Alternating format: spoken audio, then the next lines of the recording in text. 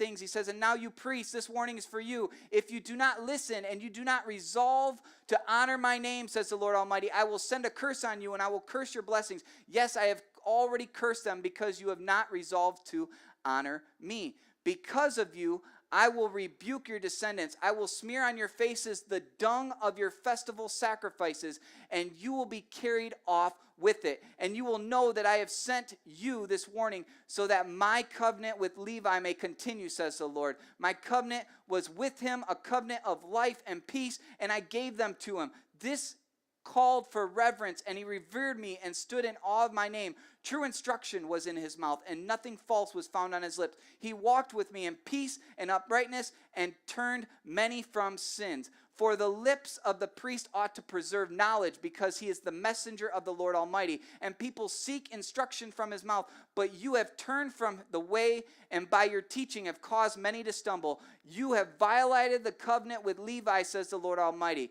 So I have caused you to be despised and humiliated before all the people, because you have not followed my ways, but have shown partiality in matters of the law. Therefore, I urge you, brothers and sisters, in view of God's mercy, to offer your bodies as living sacrifices, holy and pleasing to God. This is your true and proper worship. You see what I did there? I merged Malachi and Romans. Because Malachi, what he says is, listen, you priests, you guys are in charge of the temple. You guys are the parents. You guys are in charge of the worship. And what's happening is you're allowing the people to worship this way. You priests are in charge, but because you're not honoring my name, you're doing your own thing. And so he says, the people who are in charge, because you're doing this, I'm going to take the dung, the garbage, the intestines of the animal that's supposed to be taken out of the camp and supposed to be burned outside the camp. I'm going to smear your faces in it. Why? Because you're misleading my people.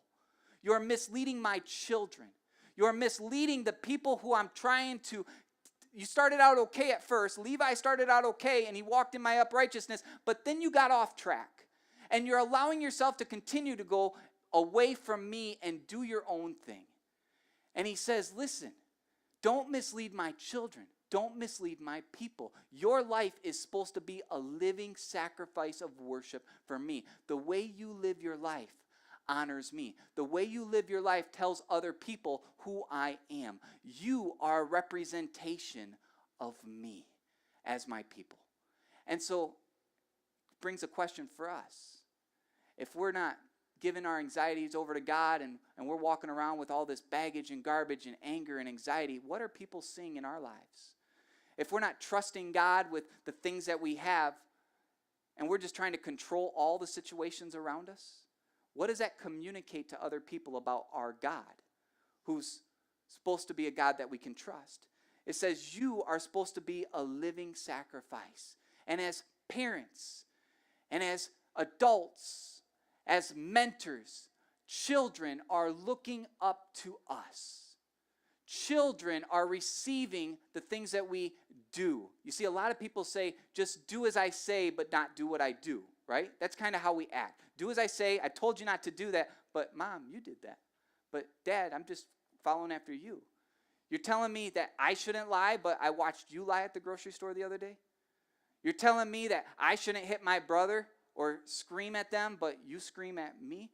You do as I say, not as I do. That's the mentality that Malachi is writing to the people. He's saying, no, your life matters.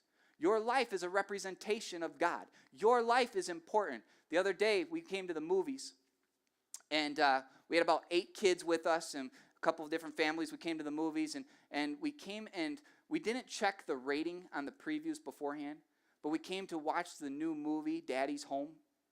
You know what I'm talking about? All right? Now, we should have checked the ratings, knowing the actors in it, but we thought, from the previews, they make the previews look good, and it looked child-friendly, so we bring it about 2 minutes into the movie. I looked over at my wife and I said, what's the rating on this? Because of the language? She looked at her phone. She says PG-13. I said, I don't want my 12-year-old, my 10-year-old, my 8-year-old listening to this. But I said, man, it's kind of embarrassing. We got all these people with us. Should we get up? Should we not get up? I don't know what to do. I don't want to embarrass people. I don't know if everybody's going to be upset about it or not. And she says, no, Chris, we got to get our kids out of here. So I went up to the front counter. I said, can we exchange it? And she said, yes. And then we went and saw Alvin and the Chipmunks. And leaving there, my kids were like throwing a fit. No, we want to watch it. It looks good or whatever. And I said, no, I'm sorry. As the parent, I got to set the boundaries here.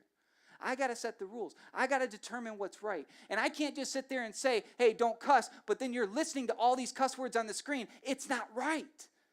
I got to be in charge. Where's my heart? I'm trying to teach you. And that's what God is saying to them. Listen, your heart is such in the wrong place. Your life is such chaos that you're affecting everyone else around you. The other nations are supposed to be looking at you. What are they seeing?